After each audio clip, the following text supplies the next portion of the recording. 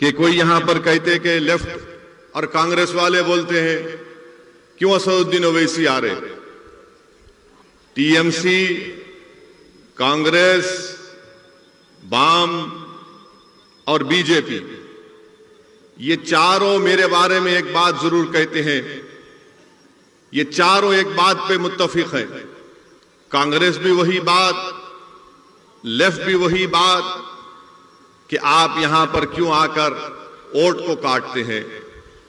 मैं पूछना चाहता हूं टीएमसी के लोगों से, कांग्रेस और वाम के लेफ्ट के लोगों से, क्या बंगाल का वोटर आपका गुलाम है कि आपकी बात को सुनेगा? बंगाल का वोटर जिसको चाहे वोट देगा, मुझे देगा या नहीं देगा, मगर आप कब से बोलना शुरू कर दिए कि नहीं आओ। मेरे अजीज दोस्तों, मेरी इज्जतदार मां और बहनों, 70 साल से आप लोगों ने कांग्रेस को वोट दिया, लेफ्ट फ्रंट को वोट दिया, 10 साल आपने टीएमसी को वोट दिया और इन तीनों पार्टीज ने आपसे वोट लेकर यह कहा कि हम हिंदुत्व को रोकेंगे, हम आपका डेवलपमेंट करेंगे, हम आपसे इंसाफ करेंगे। मगर मैं आपको बता रहा हूं कि बंगाल के दलितों को और खास तौर से मुस्लिम अक़लियत को ना इंसाफ मिला, ना उनका डेवलपमेंट हुआ, ना ये लोग बंगाल में हिंदुत्व की तहजीब को या उसके पॉलिटिकल गलबे को रोक सके।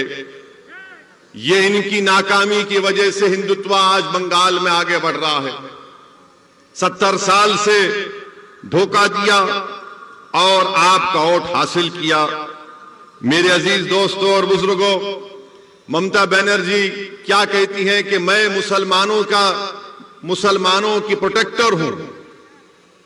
ममता बनर्जी हर जगह कहती हैं, अब इस इलेक्शन में नहीं बोल रही हैं, मगर हम ममता बनर्जी को बताना चाह रहे हैं, आप जरूर बंगाल के मुख्यमंत्री हैं, मगर हमारा प्रोटेक्टर तो सिर्फ अल्लाह ही है, अल्लाह ही रहेगा। आपके प्रोटेक्शन की जरूरत नहीं है। आपका काम यह है कि बहैसियत मुख्यमंत्री आपने भारत के संविधान के ऊपर ओथ लिया है और ओथ जब आप लेती हैं, चाहे आप हो या नरेंद्र मोदी हो, इनका काम यह है कि भारत की और बंगाल की जनता से इंसाफ करें, जो ना आप किया है और ना मोदी ने किया है। दोनों ने इंसाफ नहीं किया है, दोनों ने इंसाफ नहीं किया है। और चौथी बात यह कि ममता बनर्जी ने मेरे आने से पहले, माशाअल्लाह मैं शुक्रिया अदा करता हूं मैडम चीफ मिनिस्टर का, कि दूल्हे के आने से पहले उन्होंने दूल्हे के बारे में बात करना शुरू कर दी। हर जगह टीवी चैनल पर जलसे में बहुत अच्छा है, आप बोलिए जरूर, क्योंकि मुझे मालूम है कि आपके दिमाग में असदुद्दीन ओवैसी आपको दर्द पहुंचा रहा है, इसलिए ममता बनर्जी बोल रही हैं। हम ममता बनर्जी से, टीएमसी से पूछना चाहते हैं, 10 साल से आपको सत्ता मिली बंगाल में, आपने अभी अपने पार्टी का इलेक्शन मैनिफेस्टो रिलीज किया। इलेक्शन मैनिफेस्टो में एक वर्ड नहीं है मुस्लिम, एक वर्ड नहीं है, और आप उसमें लिखते भी नहीं है कि आपने 10 साल में मुस्लिम माइनॉरिटीज के लिए क्या किया। आपने मुस्लिम माइनॉरिटीज के लिए कौन सा काम किया, बताइए ना, वो भी नहीं बताते आप। और फिर आप ये भी बोलते हैं कि मैं, ममता बनर्जी ये भी कहती हैं कि मैं माइनॉरिटी की मिनिस्टर भी हूं, वो पोस्ट मेरे पास है। तो बताइए ना आपने क्या किया, कुछ तो किया होगा ना आपने, तो बताइए आपने क्या किया। मेरे अजीज दोस्तों और बुजुर्गों, मेरी इज्जतदार मां और बहनों, 10 साल आपने टीएमसी को वोट दिया, उससे पहले 30-31 साल लेफ्ट को, उससे पहले कांग्रेस को आपने वोट दिया। मैं आज आपके सामने सिर्फ कम से कम वक्त में चंद बातें बताकर यहां से रुखसत हो जाऊंगा, क्योंकि अब तो जलसा पहला हुआ है, इंशाल्लाह बहुत होंगे, अब यहां से जलसे होंगे इंशाल्लाह ताला। मैडम चीफ मिनिस्टर कुछ नहीं बता सकती हैं। मैडम चीफ मिनिस्टर क्या दिखाती हैं मुसलमानों के ईद के दिन आकर सर पे अपने पल्ले सर पे ओढ़ के ऐसा दुआ करते, और आप लोग क्या करते हो? उससे पेट भरता, उससे नौकरी मिलती, बच्चों को स्कूल मिलता, अस्पताल मिलता, पुलिस से जुल्म का खात्मा होता। मगर ये इनका ड्रामा, सर पे ओढ़ो, हाथ उठाओ, अल्लाहू अकबर, ये नाटक है। ये नाटक कब तक चलता रहेगा? अच्छा, अब आप खुद, मैं आपको बता रहा हूं, मैं ममता बनर्जी से, चीफ मिनिस्टर बंगाल से, ये लेफ्ट फ्रंट के लोगों से, और कांग्रेस, ये लेफ्ट फ्रंट कांग्रेस तो इनका आखिरी इलेक्शन है, इसके बाद खत्म ही हो जाने वाले हैं, नहीं रहने वाले हैं। ये इनसे मैं पूछना चाह रहा हूं, बंगाल में आप ये बताइए कि क्या ये बात सच नहीं है कि बंगाल में 15% मुसलमान बच्चे जिनकी उम्र 6 साल और 14 साल की है, वो स्कूल के बाहर हैं। 6 और 14 साल की उम्र के बच्चे 15% स्कूल के बाहर हैं। क्यों नहीं डाले उनको स्कूल में? आप, मैं रोका था क्या आपको? ठीक है, मैं गद्दार हूं, चलिए मान लिया मैं गद्दार हूं, मैं सब कुछ हूं, मगर आप स्कूल में क्यों नहीं, स्कूल नहीं बनाए? ये गवर्नमेंट का डेटा है, मेरा नहीं है। 6 और 14 साल की उम्र के 15% मुस्लिम बच्चे स्कूल के बाहर हैं। आपको मालूम, यूपी और बिहार के बाद सबसे ज्यादा मुसलमान बच्चे आउट ऑफ स्कूल कहां पर है? बंगाल में। बंगाल में ये क्यों नहीं किया आपने? मैं रोका क्या आपको? आप स्कूल खोल देते। 30 साल लेफ्ट की हुकूमत, उससे पहले कांग्रेस की हुकूमत, 10 साल से टीएमसी की सरकार, किसने रोका था आपको स्कूल खोलने से? क्या यह बात सच नहीं है कि जितने सेकेंडरी और हायर स्कूल हैं वो मुर्शिदाबाद में, मालदा में, दिनाजपुर में नहीं है? क्यों नहीं है? क्योंकि यहां पर बड़ी तादाद में मुस्लिम माइनॉरिटी रहती है। कहां पर ये स्कूल ज्यादा है? दार्जिलिंग में है, बंकुरा में है। आप बताइए फिर ये क्यों, आप यहां क्यों नहीं खोलते? आप यहां पर खोलना चाहिए ना, जहां पर जरूरत है। मगर नहीं, ममता बनर्जी बोलेंगे वो इसी गद्दार है, लेफ्ट कांग्रेस बोलेंगे बी टीम है। अरे मैं सब कुछ हूं बाबा, तुमने स्कूल क्यों नहीं खोला? इनके पास इसका कोई जवाब नहीं है। अच्छा, आपको मालूम कि मुर्शिदाबाद जिले में 50% स्कूल के बच्चों को मिड डे मील स्कीम नहीं मिलता। अब तो खैर कोविड से स्कूल बंद है, मगर 2019 से क्यों नहीं देती आप मिड डे मील स्कीम? बच्चों को स्कूल में खाना दिया जाता है पूरे भारत में। 50% स्कूल्स में मुर्शिदाबाद में मिड डे मील स्कीम नहीं दिया जाता। क्यों नहीं दिया जाता? ठीक है ममता दीदी, मैं गद्दार हूं, मानता हूं कांग्रेस लेफ्ट वालों में भी टीम हूं, बताओ फिर तुम स्कूल में खाना क्यों नहीं देते? ये तुम्हारा डेटा है, मेरा नहीं है। और फिर लेफ्ट के लोग बोलते हैं हम मुसलमान को जमीन दिए। 3/4 Muslims of Bengal have no land, जमीन नहीं दिए, और आप झूठ बोलते हैं मेरे अजीज दोस्तों और बुजुर्गों। फिर उसके बाद आप देख लीजिए कि 6 सबसे बदतरीन डिस्ट्रिक्ट्स जो हैं हेल्थ के एतबार से, 3 के 3 तो 50% मुस्लिम माइनॉरिटी के डिस्ट्रिक्ट्स हैं। आप क्यों नहीं खोले अस्पताल? वहां पर खोलना था ना, मैं रोका आपको। ठीक है, मैं गद्दार हूं, बी टीम हूं, मैं उनसे पैसे लिया, उनसे जो भी होगा अलग बात है, मगर ये काम आप क्यों नहीं करे? इनको इसी बात का हम सब सवाल करते हैं तो इनको तकलीफ हो जाती है। और मैं मुर्शिदाबाद की हमारी मां और बहनों को बताना चाह रहा हूं, मुर्शिदाबाद जिले के मां और बहनों को बताना चाह रहा हूं, जो 50% हमारी मां और बहनें बीड़ी बनाती ना। अब आप मेरी बात सुन लो, क्या आपने टीएमसी और कांग्रेस लेफ्ट के किसी एक लीडर से सुना कि नरेंद्र मोदी की सरकार एक नया रूल बना रही टोबैको के ऊपर, तंबाकू के ऊपर?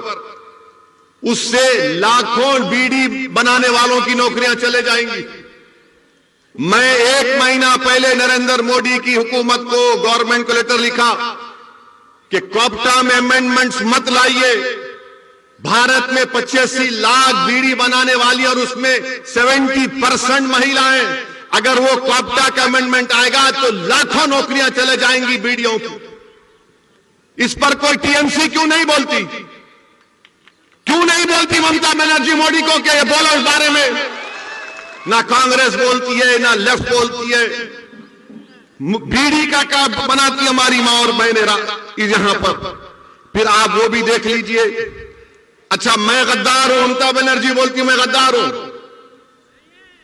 कांग्रेस बोलती कि मैं बी टीम हूं। अच्छा, ये बताओ, पूरे बंगाल में 25.4% घर में टैप वाटर है, पानी का टैप वाटर है।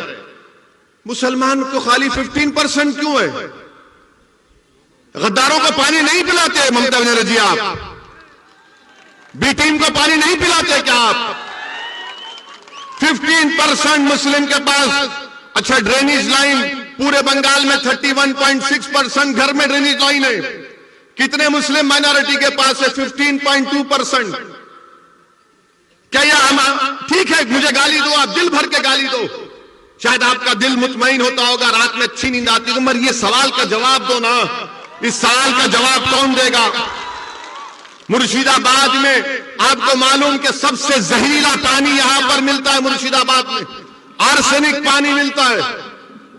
आर्सेनिक पानी, लाल रंग का पानी मिलता है और उसमें पानी का क्या है? 3000 पार्ट्स पर बिलियन है। WHO बोलता है कि 300 लिमिट होना चाहिए। मुर्शिदाबाद में 3000 पार्ट्स पर बिलियन आर्सेनिक पानी मिलता है। क्या कर रही टीएमसी? क्या किया लेफ्ट ने? क्या किया कांग्रेस ने? जो मुर्शिदाबाद, मालदा में बरसों से तुम्हारा एमपी, तुम्हारा एमएलए जीत के आ रहा, तुम तो साफ पानी नहीं पिला सकते, आर्सेनिक पानी आप देते हैं। मेरे अजीज दोस्तों और बुजुर्गों, फिर वहीं पर आप देखिए मगरबी बंगाल में हायर एजुकेशन का सर्वे हुआ गवर्नमेंट ऑफ इंडिया का। कितने मुस्लिम माइनॉरिटी के बच्चे हायर एजुकेशन में पढ़ रहे मालूम आपको? बंगाल में मुसलमानों का पॉपुलेशन क्या है? 2011 का सेंसस कहता है 27-28%।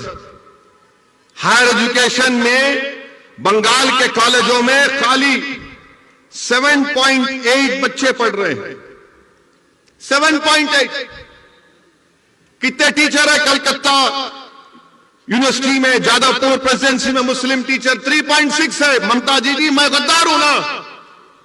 आप मुझे सलाह देना था, ये बच्चों को नौकरी क्यों नहीं देते आप? और फिर आपको जानकर हैरत होगी, 11% हायर एजुकेशन में मुस्लिम्स हैं और 7.8% टीचर्स हैं।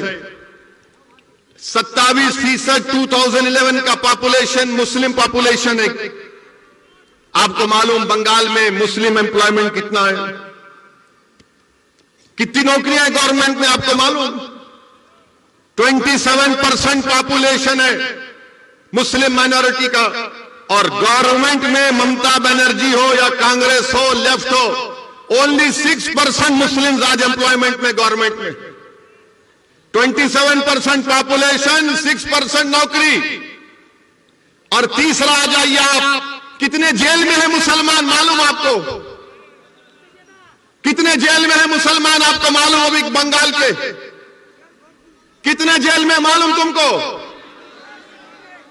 तुम्हारी आबादी मुस्लिम अकलियत की आबादी 27%, गवर्नमेंट में नौकरी 6%, जेल में कितने मालूम? 38%। ताली मारने का नहीं है, सोचने का है। ताली मत मारो, सोचो मेरी बात को। ममता बनर्जी बोलती मैं गद्दार हूं, कांग्रेस लेफ्ट बोलती मैं बी टीम हूं। ठीक है, मैं मान लेता हूं तुम सच हो, मगर ये क्या है फिर? ये बर्बादी की दास्तान किसने की? ये बर्बाद किसने किया मुझे?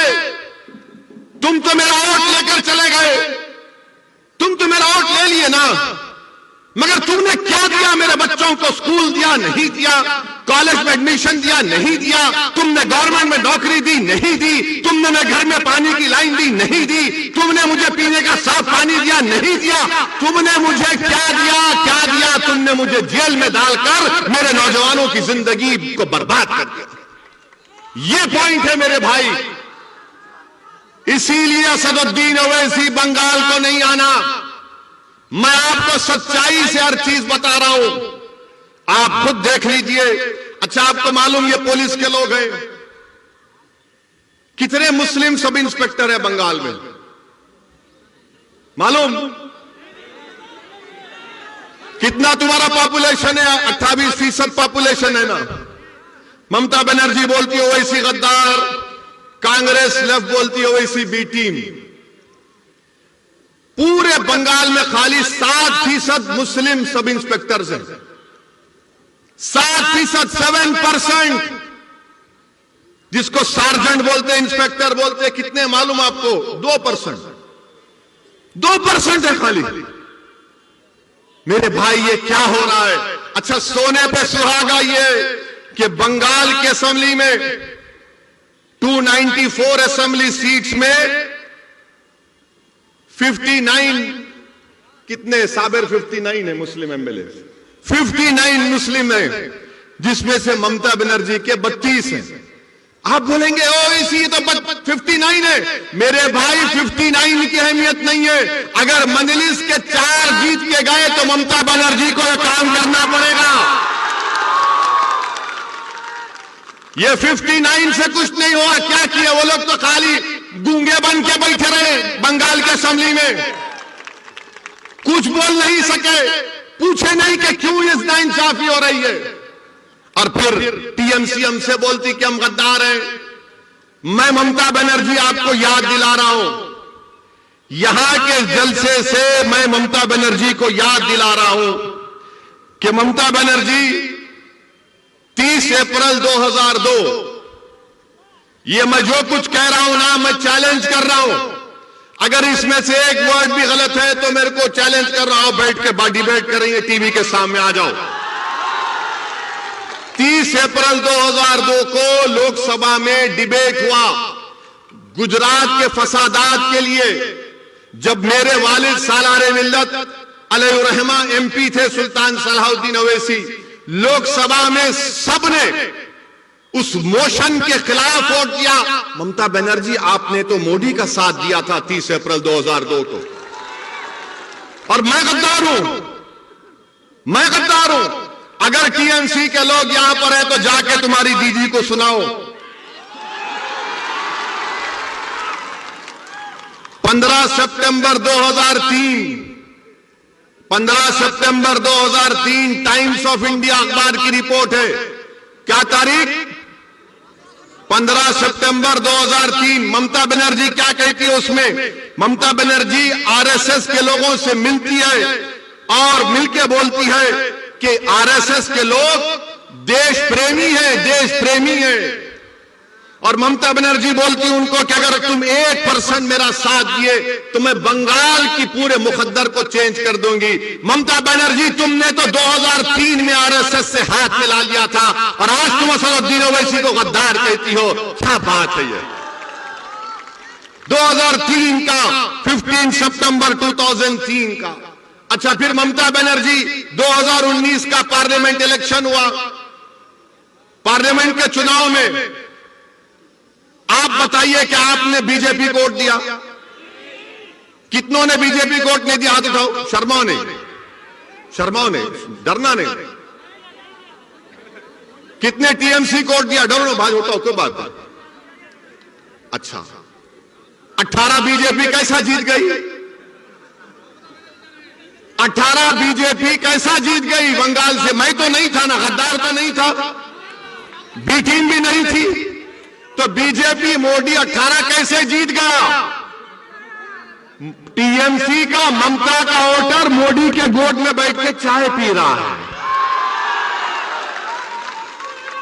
और ममता बनर्जी, टीएमसी, लेफ्ट, कांग्रेस हमको गद्दार, बी टीम क्या क्या गाली देते थे। अच्छा, फिर रिजल्ट आया तो ममता बनर्जी ने क्या कहा था? मीडिया ने जाकर ममता बनर्जी से क्या पूछा? ए दीदी, बीजेपी इतना जीत गई, क्या मुस्लिम की वजह से हुआ? मीडिया को भी शौक खाली मुसलमान से है। तो ममता बनर्जी ने क्या कहा कि हां, गाय दूध देती है तो कभी गाय लात भी मारती है। कहा था ना, कहा था ना। मेरे को एक जवाब दो, तुम इंसान हो, तुम गाय हो? अगर कोई बंगाल का मुसलमान है, वो इंसान है या गाय है? तुम इंसान हो या गाय हो? जोर से बोलो, तुम इंसान हो या गाय हो? तुम 2 टांग के हो या 4 टांग के हो? तो किसने अख्तियार दिया मुख्यमंत्री को कहने के लिए कि हम 4 टांग की गाय है? किसने दिया, बताओ? अच्छा, फिर मुख्यमंत्री ने क्या कहा? गाय दूध देती है तो हम ले लेते हैं, लात मारती तो कबूल कर लेते हैं। ममता बनर्जी, हम गाय नहीं है, इंसान है, और इंसान को नौकरी की जरूरत है, इंसान को पानी की जरूरत है, इंसान को घर की जरूरत है, इंसान को नौकरी की जरूरत है, इंसान को स्कूल की जरूरत है, इंसान को कॉलेज की जरूरत है। मगर दीदी, आपने क्या किया? आपने तो दूध भी पी लिया, मलाई भी खा ली, मिष्टी दोई भी खा लिए। अब हमारे पास कुछ नहीं बचा है। मैं आपको गाय के रूप में नहीं देखता, मैं आपको इंसान के रूप में देखता हूं। मजलिस इत्तेहादुल मुस्लिमीन तुमको भारत का बावकार इंसान के तौर पर देखती है। मैं तुम्हारे से दूध लेने नहीं आया हूं, मैं तुम्हारा हक दिलाने के लिए आया हूं यहां पर। मैं तुम्हारे को भारत के संविधान में जो आपका जायज मुकाम है उसको दिलाने के लिए आया हूं। मैं इंसान को इंसान के रूप में उसकी इज्जत बहाल करने के लिए आया हूं। टीएमसी आपको जानवर की तरह देखती और असदुद्दीन ओवैसी आपको इंसान के तौर पर देखता है। मेरे अजीज दोस्तों और बुजुर्गों, मेरे अजीज दोस्तों और बुजुर्गों, मैं आपको याद दिलाना चाहता हूं एक तारीखी शख्सियत को। कितने लोग टीटू मार को जानते हैं? टीटू मीर को, टीटू मीर को जानते हैं? कौन था टीटू मीर? कौन था टीटू मीर? टीटू मीर हाफिज कुरान थे। टीटू मीर हाफिज कुरान थे, हज करने गए। जब वापिस आए टीटू मीर, तो जमींदारों ने मुसलमानों पर टैक्स लगा दिया कि जो दाढ़ी छोड़ेगा उस पर टैक्स। तो एक इलाका है नरकल बिराई बोलते ना, नारकल बिराई में टीटू मीर थे। तो टीटू मीर ने कहा कि हम जमींदारों को दाढ़ी छोड़ने पर टैक्स नहीं देंगे। तो टीटू मीर ने एक किला बनाया जिसको बंसर कला बोलते हैं, बंसर कल्ला बोलते हैं। टीटू मीर ने बनाया और टीटू मीर ने उन जमींदारों और अंग्रेजों के खिलाफ जिहाद किया था ना।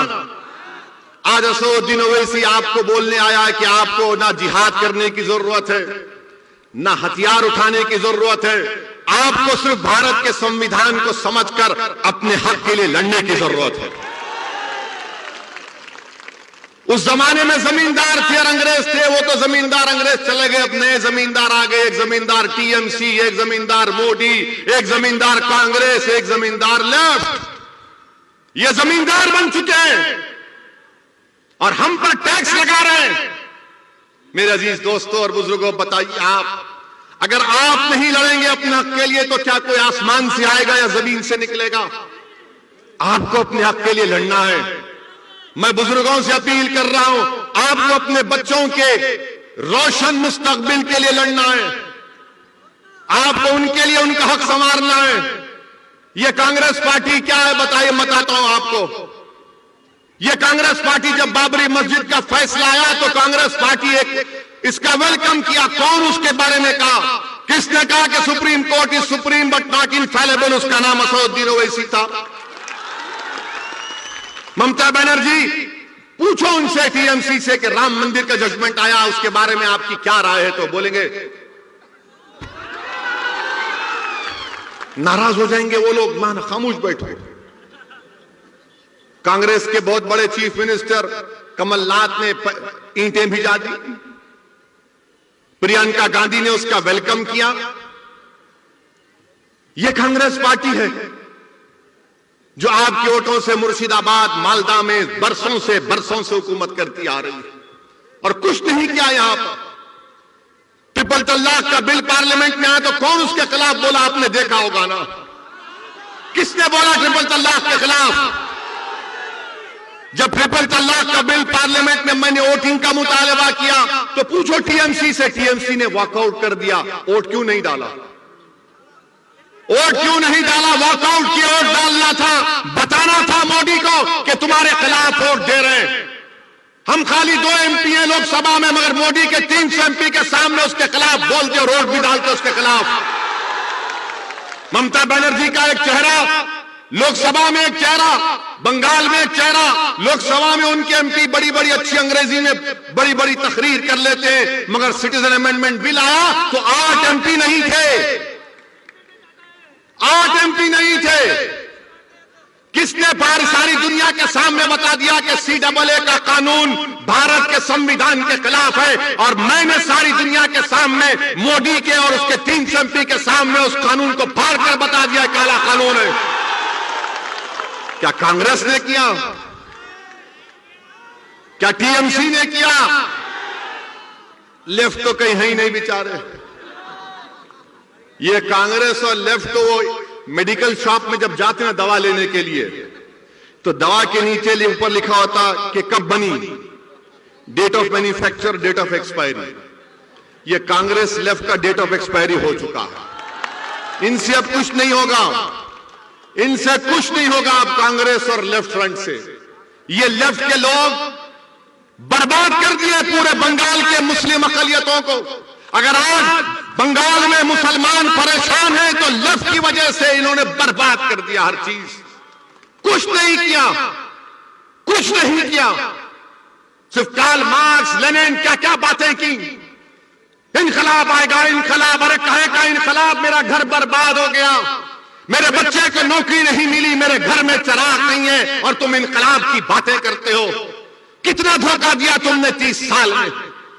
मेरे भाई याद रखो, मेरी जिंदगी कब तक है अल्लाह जानता है, मगर मैं आपसे कह रहा हूं, जब तक आप सियासी तौर पर मुत्तहिद नहीं होंगे, जब तक आप सिर्फ वोट डालने वाले के साथ साथ वोट लेने वाले नहीं बनेंगे, आपके मसाइल नहीं हल होंगे, आपके प्रॉब्लम्स नहीं सॉल्व होंगे, आपके प्रॉब्लम्स नहीं सॉल्व होने वाले। मेरी बात को याद रखो।